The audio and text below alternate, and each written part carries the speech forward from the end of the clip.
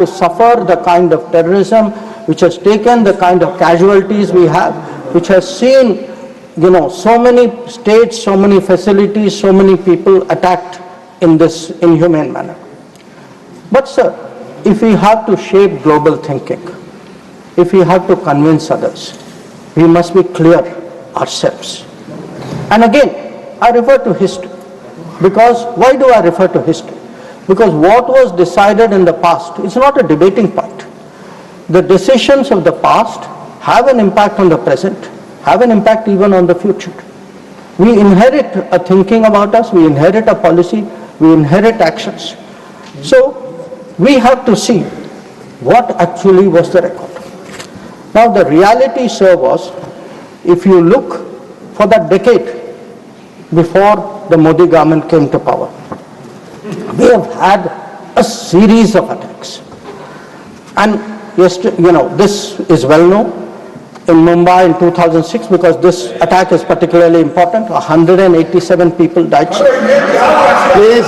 In 2000, you cannot dictate what he will speak. No. Please, let him speak. He will speak. Only this will go on record. 2008, आपको जब अपना मौका मिलेगा तो बोले, आप दूसरे को बोलने से रोक नहीं सकते. प्लीज आप बोले, आपकी बात ही रिकॉर्ड पे जाएगी. आप खुद अपना पक्ष रखते हैं, दूसरा सुनने को तैयार नहीं. Please. In 2007, 44 people died in Hyderabad. In 2008, the Mumbai attacks of 26/11. The world still remembers it. 246 people died.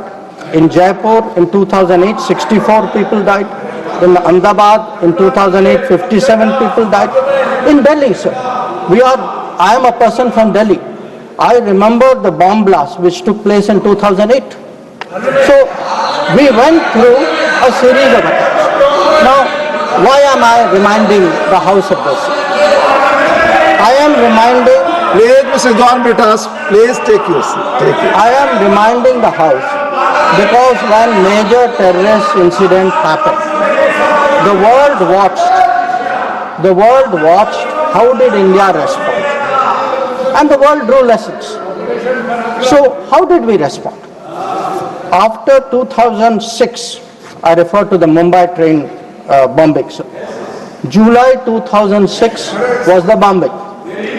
In September 2006, within 3 months, we had a meeting in Havana where it was agreed between the Prime Ministers of India and Pakistan. Instead of holding Pakistan responsible, we said we condemn all acts of terrorism and agree that it's a scourge that needs to be dealt with. And by the way, we will resume our composite dialogue. Now, there are two important points which flow out of it, and they are relevant because this shapes the world's perception of how India is likely to respond. It shaped the world's perception that within 3 months, you are actually equating the victim and the perpetrator. And in a move away from what was agreed to in January 2004 between Prime Minister Vajpayee and General Musharraf, where Pakistanis had assured us that their territory and territory under their control will not be used to attack us. Now we are saying, yes, terrorism happened, it happened 3 months ago, a lot of people died in Mumbai, but fine, we will go on with the composite dialogue. So this, sir, started shaping the thinking of the world about India's response to terrorism. Now, if this was not bad enough, it was actually Mumbai, 26/11. Now, there is not a single person in this house, not a single person in this country who will ever forget or forgive 26/11. Now, in the case of Mumbai, sir, Mumbai attack happened November 2008. By July 2009, there is a meeting in Sharm el-Sheikh. And in Sharm el-Sheikh, I remind the House, sir, it was agreed terrorism is the main threat to both countries. Both countries. I mean, that guy does that attack. And we say terrorism is a threat to both countries. action on terrorism should not be linked to composite dialogue.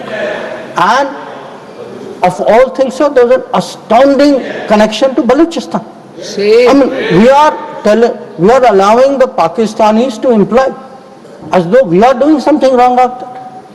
And this is not just a statement, sir. It is coming after the most horrific attack in Mumbai just a few months ago. Now, the thinking behind this, sir, because I have to recall history to remind the House how much has changed in the last 10 years. The thinking behind this, I quote from the book of the National Security Advisor of the UPA government. He says the simple answer to why India did not immediately attack Pakistan is that after examining the options at the highest levels of the government, the decision makers concluded that more was to be gained from not attacking Pakistan than from attacking. So, sir, this is the thinking. So, I sir, want to today when we are hearing talk hyphenation. Sir, these are people who are self-hyphenating themselves. They are telling Pakistan, you and I are the same level. We are both victims. So they did not need anybody in America or anywhere else to hyphenate them. They were doing it themselves. And most important, sir, they had routinized, they had normalized terrorism. They made out, हाँ terrorism हो गया, but चलिए dialogue के लिए चले जाते हैं. हर बार sir इतनी बड़ी घटना होती है, मुंबई 26/11 होती, ट्रेन बॉम्बिंग होती है, कुछ महीने बाद आप कहते हैं नहीं ठीक है वो हो गया चलिए बात के लिए चलते. अब आप ही बताइए सर, दुनिया आपको सीरियसली कैसे लेगी? आप दुनिया क्या सोचेगी? और आप सर जो 2004 में जो तय हुआ कि उनके यहाँ से कुछ भी होगा तो जिम्मेदारी उनकी होगी, आप तो भूल गए उसको. प्लीज चेयर पर बैठकर ना बोलना है, ये सदन की परंपरा नहीं है. मेरा सबसे अनुरोध होगा, आप सबको मौका मिलेगा, अपना पक्ष रखेंगे. Please please. अब सर मैं समझाना चाहूंगा कि पिछले दशक में क्या बदला. नरेंद्र मोदी के सरकार में आतंकवाद के बारे में क्या बदला? एक सर के आतंकवाद टेररिज्म, अब हम लोग सर इसमें माननीय गृह मंत्री के बयान के अलावा कोई और चीज रिकॉर्ड पे नहीं जा रही है. Please sir. माननीय विदेश मंत्री, सॉरी, करेक्टेड, स्टैंड करेक्टेड, विदेश मंत्री, please. Let me tell you, sir, what has changed in the last decade. And I will keep it very sharp and short. Number one, we have been able to put terrorism on the global agenda. We have every forum, BRICS ho, Quad ho, SCO ho, bilateral ho. Today, if terrorism is on the global agenda, it is due to the efforts of the Modi government. Number two, sir, we were able to get Masood Azhar and Abdul Rahman Makki, two notorious terrorists, sanctions placed under the sanctions of the UN Security Council 1267. Three, sir, we were some years ago members of the Security Council. We were able to hold a Security Council meeting at the venue of terrorism attack, that is the Taj in Mumbai. That event had a huge impact about global consciousness on terrorism. Fourth, we were able, through bilateral agreements and understandings, get back terrorists from key countries who had been sent back to India under extradition agreements. And I remind you here, sir, that Tahavur Rana, who was wanted for 2611, finally has been brought back by the Modi government to India, who is today facing trial in this country.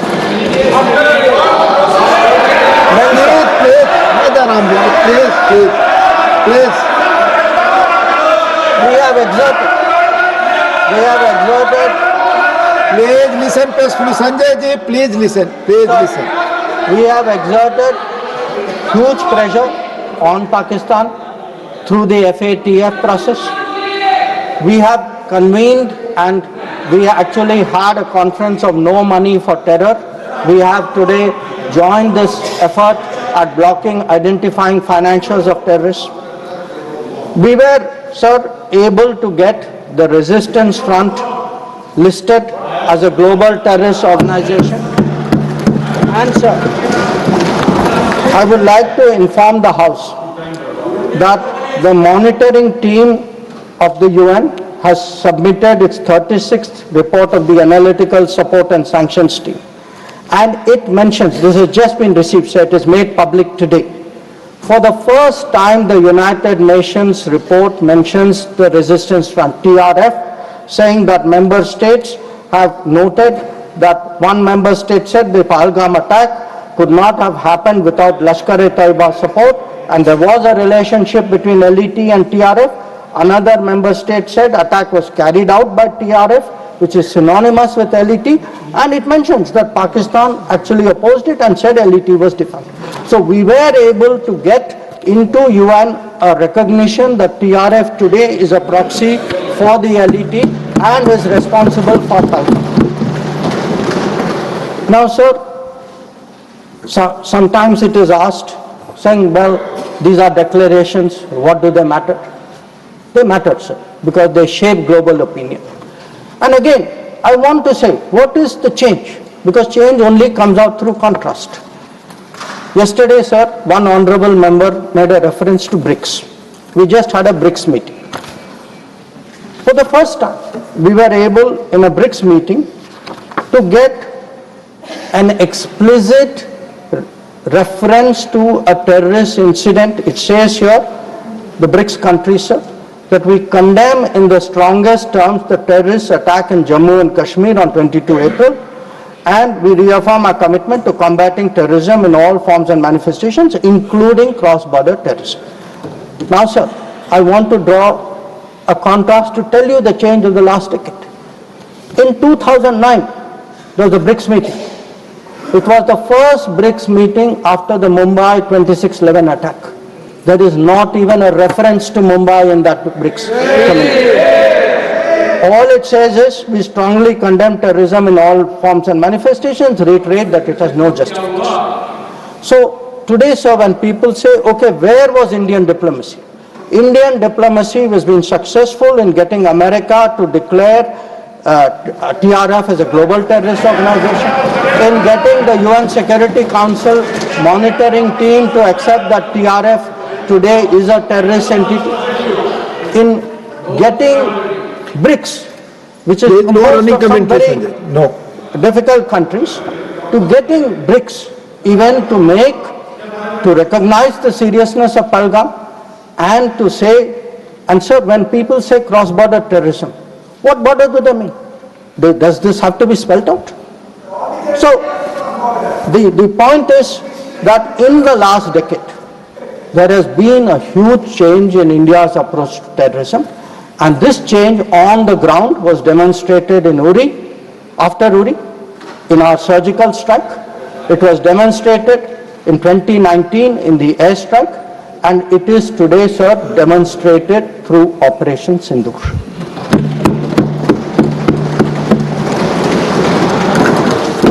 Now, sir, when Operation Sindoor commenced,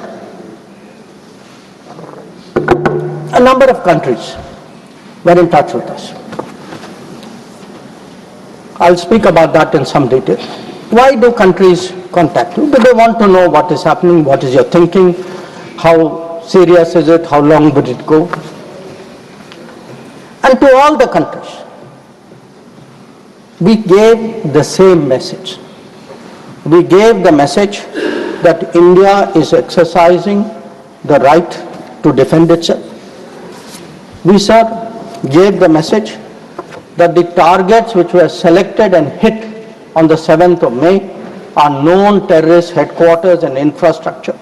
So some of them, for example, Bhavalpur, is associated with the murder of an American reporter called Daniel Pearl. So the world is aware of this.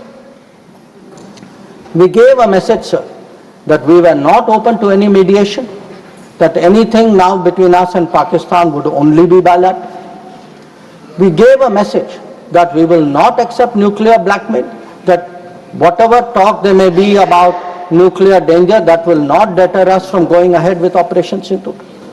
We gave a message that we are now responding to Pakistani attacks and we will keep responding, and if that fighting is to stop, Pakistan must make a request, and that request can only come through the channel of the DGMO. Now, as I said, sir, a number of countries spoke to us. There was, I think, particular interest in the House about the conversations with the United States. So let me share a few words there, sir. So first of all, it is somehow being implied that talking to the United States or being in touch with the United States is itself a problem. Now the fact is, over a period of time, if you look at our history, you look at world history, countries contact each other at such times. And look at ourselves. I will not talk about what happened in 1962. What were the letters written after 1962, because even today it hurts me to read what Pandit Nehru wrote to John Kennedy after 1962. But let me refer to 1971, that when the fighting started, Prime Minister Indira Gandhi writes to President Nixon that in this hour of danger, the government and the people of India seek your understanding and urge you to persuade Pakistan to desist forthwith from the policy of wanton. Please, nothing will go on record. Sanjay ji, baith jaiye, please. You speak. From the policy of wanton aggression and military adventurism that they have unfortunately embarked on. May I request your Excellency to exercise your undoubted influence with the government of Pakistan to stop their aggressive activities against India. Please let him speak. आप उनकी बात सुने आपको मौका मिलेगा जवाब देने. Please हर बार खड़ा होकर डिस्टर्ब. संजय जी, ये गलत परंपरा है. आप अपनी बात करते हैं, दूसरे की बात सुनने को तैयार नहीं है. प्लीज ये जिम्मेदार आचरण नहीं है, ये संसदीय मर्यादा नहीं है. आप अपनी बात कहेंगे, दूसरे की बात सुनने को तैयार नहीं है. बिल्कुल नहीं. आपकी इच्छा अनुसार कोई बात कहेगा. प्लीज शक्ति सिंह जी बैठे. आपने अपनी बात कही, दूसरे पक्ष को सुनिए. प्लीज आप बोलिए. Nothing will go on record. Please, आप बोलिए. Now let me come to what were the contacts between India and the United States. So on the 9th of May, Vice President Vance called up the Prime Minister to warn him that there was, in the American assessment, a massive Pakistani attack which would come in the next few hours. Prime Minister listened and made it very clear that if anything like that happens, it would get a fitting and appropriate response from our side. Now, a few hours later, that happened. And then, sir, that fitting and appropriate response also happened. And that fitting and appropriate response disabled the entire Pakistani air defense system and rendered all their main airfields inoperable. Now, at this stage, we started getting calls saying we think that the Pakistanis are ready to stop fighting. So, please, no, Mr. Surjewala, not allowed, please. So,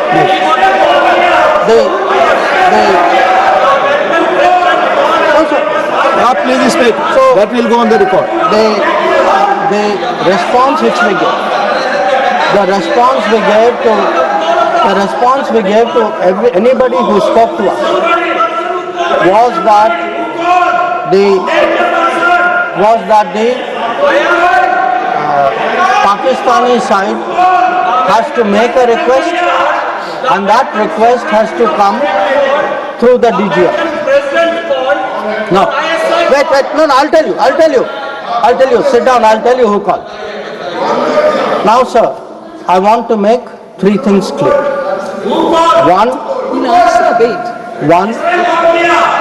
there was no leader, nobody anywhere in the world who asked India to stop its operations. This is something the Prime Minister also said. Number two, there was no linkage with trade. No, I'll tell you. So there is no linkage of trade. There was no linkage of trade in any of those conversations. And there was no call between Prime Minister and President Trump. Now, so, nothing is going on record. Mr. Surjewala, you please don't disturb them. Please. Please, nothing is going on record. Please. So I think if honorable members will sit down and allow me to continue. Please. During this period, as I said, we had a number of conversations with different countries. We had conversations with the US, we had a conversation with the EU, we had a conversation with Saudi Arabia, and I want to say this. All the calls which I got are actually on record. They are on my social media record. So it was on the 10th of May, we got calls from US, we got calls from Saudi Arabia, we got calls from a few other countries. Most नहीं आप इस तरह नहीं please आप इस तरह आचरण So the point is, to everybody the answer was the same. The answer was, if the Pakistanis want to stop fighting, the Pakistanis have to request us. The Pakistanis have to request us through the DGMO channel, and that, sir, is exactly what happened. Now, sir, I would like mister माननीय शक्ति सिंह जी please आप बैठ जाए आप बैठे संजय जी बैठे please आप बोले आपकी बात रिकॉर्ड की जाती है So, I would like to share what is the response. Sir, आप डिसऑर्डर मत क्रिएट करें please as per rules go by rule Shakti Singh जी आप कुछ भी बोले आप अपनी बात कुछ भी रखें दूसरे की बात न सुने सही नहीं है प्लीज मर्यादित आचरण रखिए please Sir, I would like to respond to I would like to share with the House how the world responded to this. One, sir, it's very important for the House to recognize that the UN Security Council passed a statement.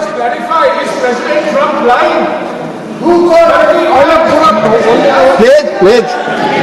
Mr. Jairam Ramesh ji, please take your seat. Jairam Ramesh, sorry sir, I should address the remarks to you. Sir, मैं उनको कहना चाहता हूं वो कान खोल के सुन लें कि 22 अप्रैल से 16 जून तक एक भी फोन कॉल प्रेसिडेंट ट्रंप और प्राइम मिनिस्टर मोदी के बीच में नहीं। प्लीज ये सही परंपरा नहीं आप अपनी बात कहें और दूसरे पक्ष की बात न सुने ये लोकतांत्रिक मर्यादा के अनुरूप नहीं है आप सब लोग धैर्य से सुने प्लीज आप बोले सर अगर now if we come to how the world responded, I think